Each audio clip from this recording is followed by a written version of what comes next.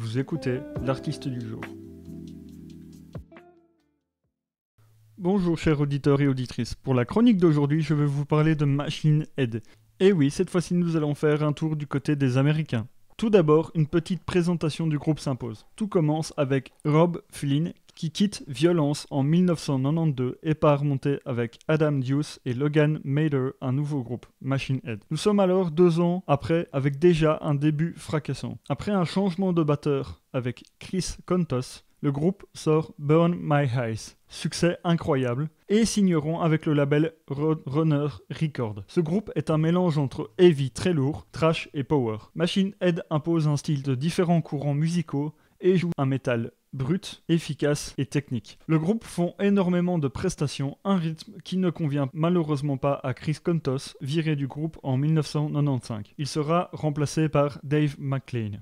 Nous voilà en 1997 où débarque The More Thing Change, un succès. C'est alors que Logan Mather quitte le groupe en 1998. Machine Head s'essayera au néo avec The Burning Red, ce qui ne plaira pas aux fans des premières heures. En 2001 sort un album mitigé. Le groupe joue toujours aussi bien mais se trouve être en manque d'inspiration. 1,3 million d'exemplaires des albums est vendu, mais se dégrade avec Supercharger qui atteint 250 000 exemplaires, ce qui paraît beaucoup, mais pas pour un groupe de cette envergure. Arrivé en fin de contrat avec Roadrunner Records, et maintenant à 3 après le départ de Aerou Luster, l'avenir ne semble pas au mieux pour Robb et sa bande. Le label ne les résigne pas et le groupe tente d'en démarcher de nouveau sans succès. Ils enregistreront un morceau qui s'appelle Radio Friendly, mais qui ne sera pas accepté par les maisons de disques. Cependant, le groupe reprend du poil de la bête en intégrant Phil Demel, ancien comparse de Robb Flynn avec le groupe Violence. Le groupe finit par convaincre Roadrunner Europe et part en studio enregistrer Through the Age of Empire, sorti dans le monde entier en 2003. Le disque est un retour aux sources. Celui-ci sera par ailleurs bien accueilli par les critiques et les fans en considérant qu'ils reviennent de loin. En 2005, ils sortent un DVD Elegies, puis reviennent en 2007 avec The Blackening. L'album est produit par Robert Flynn et mixé par Colin Richardson.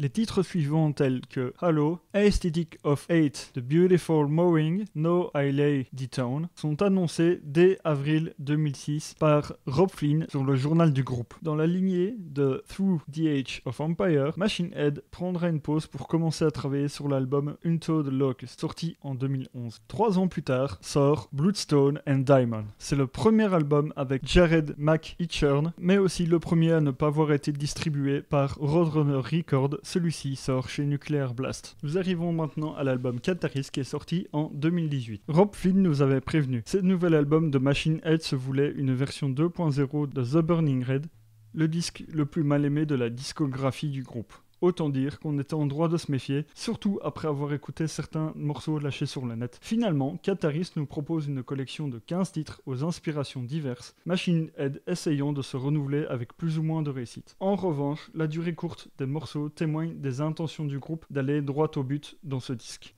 Avec son mix entre voix hurlées et claires, ses arrangements oscillant en conséquence entre trash et passages plus posés, le morceau Catalyst fonctionne plutôt bien et nous montre un bon résumé de l'album. On retrouve le même type de construction sur Beyond the Pale, California Blading ou bien encore Hope Begets Hope. Cependant, si vous êtes un fan assidu, vous pouvez vous retrouver déçu par le manque de folie et de complexité de ses compositions, certes efficaces et agréables, mais trop courtes pour être totalement emballées. Cela étant dit, un morceau comme Grind You Down possède une agressivité qui fait plaisir à entendre. Catalyst est bien un album atypique de la part de Machine Head. Le bashing dont il a été victime à sa sortie est exagéré. La sincérité du groupe, notamment dans ses lyriques, reste intacte. Cependant, à force d'écouter cet album, on finit par l'aimer. On y retrouve de la qualité. La dépendance et la dépression, c'est ce que représente l'album. À l'heure actuelle, Catalyst est le dernier album sorti pour Machine Head depuis 2 ans. Cependant, le 13 novembre, très exactement, Machine Head a sorti My Hands Are Empty. Ce morceau est la première coécriture de Robb Flynn avec le guitariste de l'époque de Burn My Eyes, Logan Mather. Robb Flynn ne tire aucun coup de poing de la piste qui traite de la dépression et la dépendance aux opioïdes. C'est une chanson de tristesse, mais il y a aussi de l'espoir. Lui-même a vaincu sa propre toxicomanie. Et pour lui, lutter ensemble et partager cette douleur est la meilleure solution pour s'en sortir. Nous arrivons bientôt à la fin de cette chronique. Pour le mot de la fin, ce que je retiens de ce nouveau morceau est un message d'espoir face à la tristesse que peut engendrer la toxicomanie ou même tous les types de dépendance, qui sont mauvais pour vous et aussi vos proches. Donc, contrairement à ce qu'on peut laisser entendre du métal, cela ne se résume pas à de la musique violente et agressive. Comme tous les genres musicaux, il possède son propre univers avec une communauté très sympathique malgré les apparences. Moi-même, je considère en faire partie. J'ai assisté à plusieurs concerts et je peux vous certifier que l'ambiance est excellente avec des gens courtois. Merci d'avoir écouté cette chronique et à bientôt. Vous avez écouté l'artiste du jour.